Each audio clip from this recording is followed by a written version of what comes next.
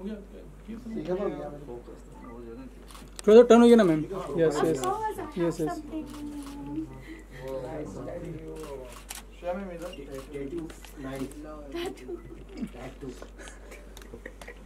What is this tattoo actually? What is it? See, this is Phoenix and it rise from ashes. Yes. Immortal. So am I. एक बार फिर से। English नहीं आती।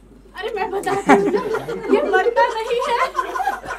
मुझे बहुत अच्छी हिंदी आती है। ये फिनिक्स है और ये ऐसा होता है कि ये मरता नहीं है बल्कि राख बन के फिर से जिंदा हो जाता है, अमर रहता है। क्या होता है ये? आई थिंक तो इसका नाम अमर होना चाहिए। ये एक सिग्नेचर है कि I deserve to have a phoenix on my body because I rise from ash.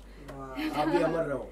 Thank you. Okay sir, चलिए शुरू करें। प्रोडक्शन दीजिए मीडिया के साथ, मीडिया भी जानना चाहती है, हालांकि जानते तो है पर फिर भी नहीं, एक कलाकार का काम है अपना इंट्रोडक्शन देना। मैं कभी नहीं थकूंगी मैं अपने बारे में बताते हुए। तो नमस्ते नमस्कार, मेरा नाम है शिखा मल्होत्रा और मैं एक अभिनेत्री हूँ।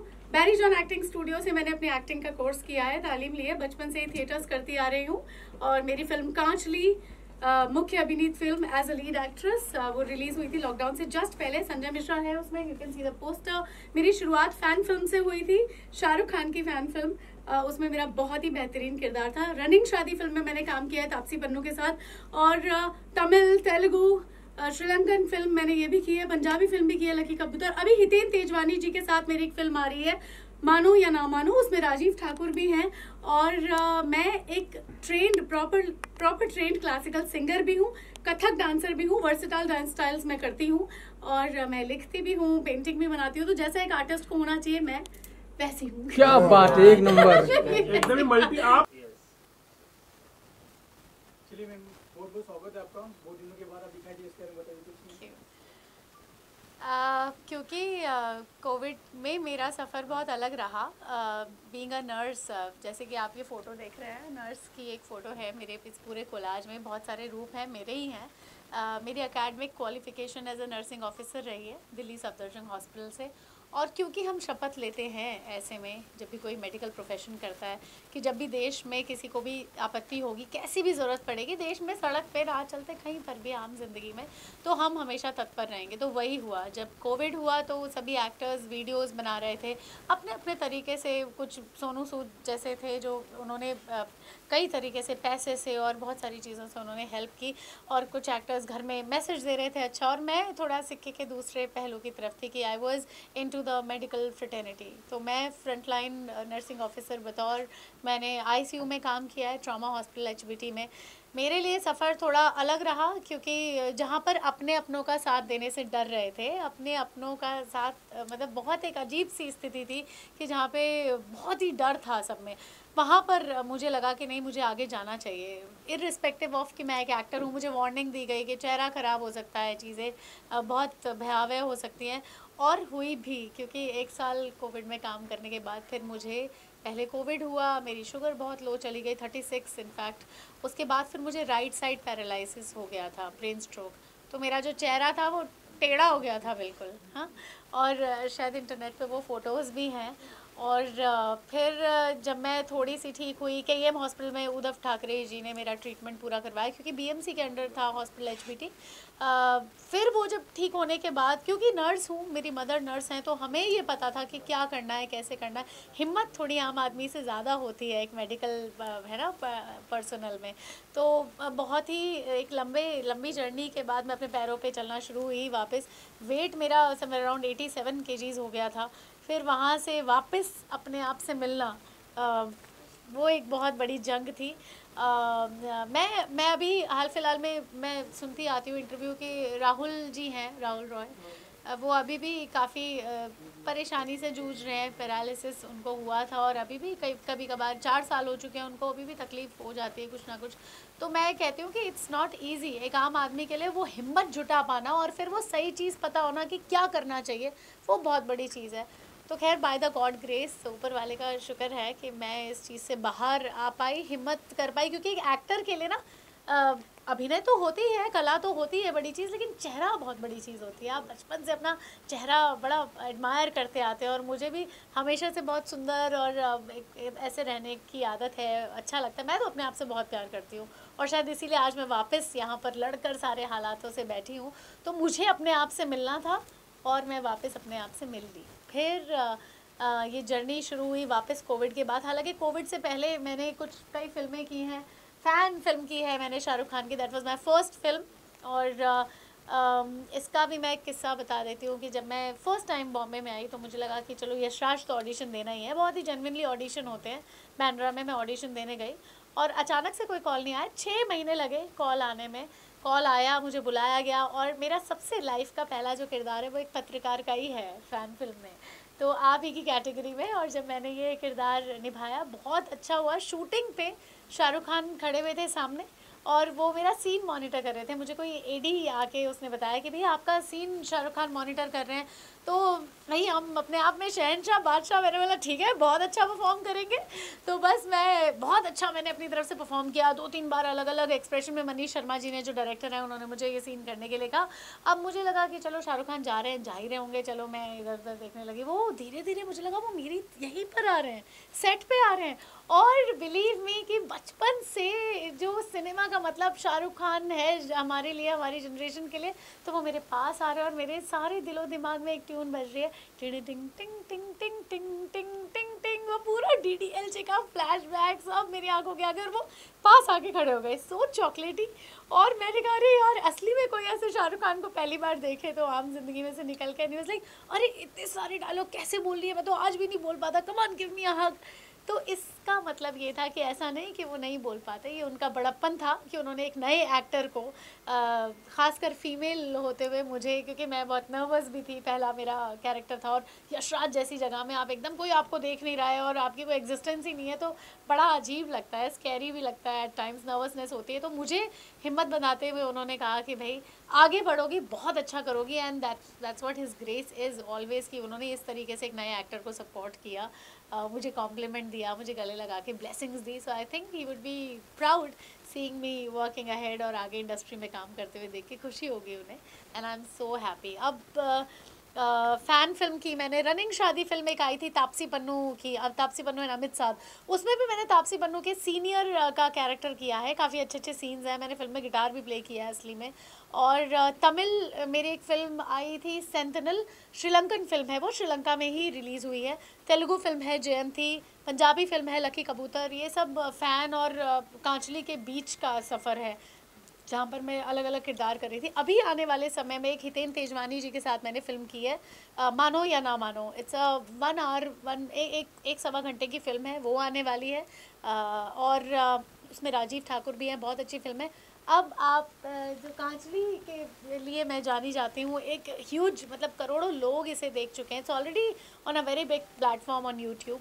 लेकिन री रिलीज़ क्यों? क्योंकि हर एक्टर चाहता है कि एक सिनेमैटिक एक्सपीरियंस हर फिल्म का होना चाहिए। क्योंकि मैं थिएटर एक्टर हूँ, मैंने दिल्ली में भी बचपन से थिएटर्स किए हैं, और मैं एक शास्त्रीय संगीत में निपुण हूँ, मैं ट्रेंड क्लासिकल सिंगर हूँ, कथक डांसर हूँ, वर्सेटाइल डांस स्टाइल्स में करती हूँ। तो मुझे ऐसा लगता है कि थिएटर एक्टर होते हुए लगता है कि फ़िल्म ना मोबाइल में, या ठीक है देखते हैं लोग OTT में, मगर सिनेमैटिक एक्सपीरियंस कुछ और ही होता है। इसीलिए मैं चाहती हूँ कि ये जो फिल्म थी ये अपने समय से थोड़ी आगे थी। इसमें जो क्लाइमेक्स है वो बहुत भारी भरकम है। कजरी अपने आप में एक बहुत बोल्ड कैरेक्टर है। क्लाइमेक्स में पूरा वो एक न्यूड सीन है which has been shot aesthetically, बहुत ही कमाल की टीम रही हमारी।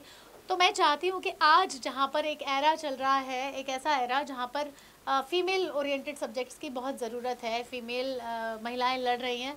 फिर मैं वही मजाक कर दूँगी कि वो नीले ड्रम वाला ऐसा नहीं वैसा वाला नहीं, बट अच्छी साइड में कि अपने लिए आवाज़ उठाने की ताकत अब तो बहुत कॉमनली आ गई है। हर वर्ग की महिला अपने बारे में बात कहना, अपनी विचारधारा रखना जानती है। तो उस समय में कांचली का बाहर आना बनता है, क्योंकि ये एक बहुत ही स्ट्रॉन्ग मैसेज देती है फिल्म।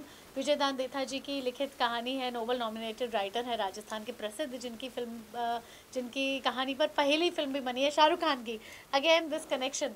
तो मुझे लगता है फिल्म बाहर आनी चाहिए, इसीलिए वी आर री releasing Kaanchli very soon, so that लोग कजरी से मिले। कजरी बहुत अब आप देखो आजकल जैसे मॉडर्न एरा में बिकनी पहनते हैं, जैसे मैंने खुद एक मॉडर्न ड्रेस पहनी हुई है, लेकिन जो एक गांव की ब्यूटी होती है ना वो अलग ही होती है। इसमें देखो इन्होंने एक कांचली एक पहनी हुई है। कांचली का मतलब सांप की खाल भी होता है, जो जिसे निकालने में उसे बहुत तकलीफ होती है और निकल जाता है, बंधनों से मुक्त हो जाता है तो बड़ा स्मूथ हो जाता है उसका जीवन। तो ऐसे ही वो कुर्ती कांचली जो वो पहनती है वो भीलवाड़ा का एक प्रसिद्ध पहनावा है। और 90 साल की औरतें भी वहाँ पे ऐसे ही कपड़े पहनती हैं। बहुत रिसर्च के बाद इस फिल्म का कॉस्ट्यूम पूरा मैंने किया है, ये भी एक बड़ी कमाल की बात है। टाइम्स ऑफ इंडिया से मुझे अप्रिशिएट भी किया गया था 2020 में जब फिल्म रिलीज़ हुई थी, थिएटर रिलीज़ हुई थी। और हमारी फिल्म के एक सॉन्ग को जो स्वरूप खान ने गाया, वैसे सारे सॉन्ग्स बहुत अच्छे हैं लेकिन एक सॉन्ग जो था वो प्योर क्लासिकल कैटेगरी में मिर्ची अवार्ड्स में उसे नॉमिनेट भी किया गया था। तो इस फिल्म में बहुत सारी खासियत है, अच्छी फिल्म है, अच्छे कलाकार हैं। सबसे बड़ी बात संजय मिश्रा मेरे साथ हैं कि मेरी पहली फिल्म मुख्य अभिनीत जो फिल्म थी उसमें संजय मिश्रा, ललित परिमू और थिएटर के बहुत सारे ऐसे एक्टर्स हमारी फिल्म में हैं। कम एक्टर्स की बनी हुई फिल्म है लेकिन बहुत क्रिस्प स्टोरी है, तो मुझे लगता है कि सबको ये फिल्म देखनी चाहिए। अच्छा, ये आपकी जो फिल्म है ये इसको आपने बताया ड्रम जैसे वाली बात कही आपने, ये मैसेज क्या देना चाह रही है आप? क्या मतलब इस फिल्म से क्या मैसेज होगा जो आप रिलीज करेंगे? देखो हमारी फिल्म में ऐसा मैसेज बिल्कुल नहीं है कि करता पति बात ना माने तो उसे ड्रम में डाल दो, फ्रिज में बंद कर दो, नहर में बहा दो, ऐसा कुछ नहीं है। हमारी फिल्म में एक ये मैसेज है कि नारी उत्थान और नारी स्वतंत्रता की बात करती है कांचली। हमारी फिल्म में मैसेज ऐसा है कि अगर आपका पति या स्पाउस या कोई भी XYZ आपकी बात नहीं समझ पा रहा है, क्योंकि ऐसा नहीं है कि पत्नी बतौर पत्नी मुझे अपने पति से या बॉयफ्रेंड से या स्पाउस से सिर्फ गहने, गिफ्ट्स और जेवर मिल जाएं और मैं खुश रहूँगी। मैं कोई ऐसी गुड़िया थोड़ी हूँ कि सजा के शोकेस में रख दें। बात है विचारधारा के मिलने की, बात है मुझे अपने विचार रखने की इजाज़त देने की, स्वतंत्रता देने की। बात है कि आप मेरी बात समझें। प्यार के बहुत तरीके होते हैं ना, तो हमारी फिल्म ये कहती है कि अगर नई बात समझ आ रही है तो आप अपना रास्ता चुन लें। ऐसी कोई मजबूरी नहीं है कि आप किसी ऐसे रिश्ते में रहें जो नहीं चल पा रहा है, जहाँ पे प्रताड़ना हो रही है। और प्रताड़ना भी ऐसी नहीं है कि मार पिटाई होती है, सिर्फ मेंटल टॉर्चर भी प्रताड़ना में ही आता है। अगर आपके विचार कोई नहीं समझ रहा है या आपको कोई भी नहीं समझ पा रहा है, आप अकेले हैं, वो भी प्रताड़ना है। आपको कॉर्नर कर दिया गया है, आपको कुछ बोलने की इजाज़त ही नहीं है और आपको जहाँ तहाँ कहीं भी रख दिया गया है। ऐसी कई हमारे भारत देश इतना बड़ा है, अभी भी कितने पिछड़े हुए समाज में ऐसी चीज़ें होती हैं, गाँव में ऐसी चीज़ें होती हैं जो महिलाओं पर भारी पड़ती हैं। तो वैसा एक मैसेज हमारी फिल्म देती है कि स्ट्रांग रहना है और अपना रास्ता खुद चुनना है, चाहे कुछ भी हो। इस फिल्म में लास्ट टर्निंग पॉइंट आपका जो सीन था जिसमें वो सचमुच अपने सारे वस्त्र छोड़ दिए, तो इसके लिए आपने खुद किया कि बॉडी डबल का इस्तेमाल किया गया? क्या बात है, आपने तो मुझे स्टार बना दिया आज ही। तो क्या था कि फर्स्ट फिल्म थी और बॉडी डबल नहीं था, मेरा ऑप्शन भी नहीं था ऐसा मेरे पास। और मुझे ऐसा लगा कि ये फिल्म मेरे दिल के बहुत करीब है तो मुझे ही करना है ये सीन। बहुत सारी चर्चा हुई कि बॉडी सूट पहनेंगे कैसे करेंगे, क्योंकि वो सीन जो विजयदान देथा जी ने लिखा है वो ऐसा ही लिखा है कि वो अपनी पूरी कैंचुली उतार के और वो जा रही है। मतलब कैंचुली मतलब सिंबॉलिकल है कि बंधन, ये चूड़ी, ये नथ जो सुहाग की निशानी मानी जाती है, बोर लगाते हैं माथे पे वो, तो वो कुर्ती कांचली सब उतार के जा रही है कि भाई मैं अब इस बंधन से आज़ाद हूँ, मुझे कुछ प्रताड़ना नहीं झेलनी है और मुझे प्यार चाहिए था, वो नहीं मिला और मैं अपने ही किसी रास्ते जा रही हूँ। जबकि वो गर्भवती भी दिखाई गई है उस समय।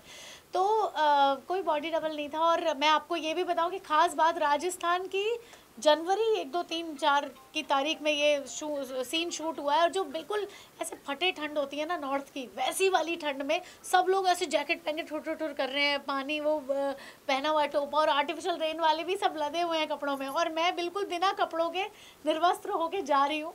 तो वो बहुत ही मेहनत से किया गया सीन है। कई बार मैं बेहोश हो गई, सर पे ठंडा पानी पड़ रहा है, बहुत -5 डिग्री टेम्परेचर था, क्योंकि ये शूट जो हुई थी वो झाड़ोल में हुई थी, उदयपुर से 60-65 किलोमीटर अंदर, और गांव और खुला वैसा। तो ये सीन बहुत मेरे दिल के करीब है। तब हमारी फिल्म को मौका नहीं मिल पाया क्योंकि 7 फरवरी 2020 को रिलीज़ हुई और फिर मार्च में लॉकडाउन लग गया, तो उतनी चर्चा नहीं हो पाई फिल्म की। हालांकि मीडिया में सब लोगों ने देखी और बहुत सराहा भी, ऑनलाइन भी लोग, यूट्यूब पे करोड़ों लोग देख चुके हैं हमारी फिल्म को। तो मैं ये चाहती हूँ कि आज लोग मेहनत देखें, फिल्म देखें, अच्छे आर्टिस्ट हैं, अच्छी स्टोरी है और आज लोगों को समझ आएगी। अच्छा, ये आपका ब्यूटी का राज क्या है? कौन सी जड़ी बूटी खा रही है? वापस कमबैक किया है? जड़ी ब्यूटी जड़ी बूटी। हाँ, मैं आपको बताऊं कि मेरी जो खूबसूरती का राज है वो मेरी ये स्माइल है। कुछ भी हो जाए, कैसी भी स्थिति रही है मेरे साथ, चाहे मुझे पैरालिसिस हो गया था और मैं बहुत मोटी हो गई थी और मैं बिस्तर पे पड़ी थी, या मेरी नाक में नली थी, या कुछ भी था, लेकिन मेरी मदर और मैं, मतलब हम आपस में हंसते थे तब भी। और मैं बस, कुछ भी स्थिति आज तक जीवन में आई है, और ऐसा होता है ना, एक्टर्स को काम का स्ट्रेस होता है बहुत सारा, मैं तो बिल्कुल ज़ीरो पे कई बार आई हूँ, और मेरे जैसे और भी कई लोग हैं जो जूझ रहे हैं। लेकिन ये हंसी नहीं जानी चाहिए, ये पॉजिटिविटी, क्योंकि मुझे ऐसा लगता है कि जो किस चीज़ का गम है खोने का, जो अपना नहीं है वो नहीं है, और जो अपना है वो अपने पास आएगा। तो मैं बहुत संतुष्ट रहती हूँ। मेरी संतुष्टि, मेरी हंसी, मेरा खुश रहना, मेरी जिंदा दिली मेरी खूबसूरती का राज है। ये है You can just hum that song. गाना? So you're Okay. a singer also. या हाँ, तो से somebody से मैं गा देती आप बस आप गाना गाइए। वो आप जो कांचनी का जो गाना है, बहुत खूबसूरत गाना है। हाँ, इट्स अ क्लासिकल सॉन्ग जी। Thank you.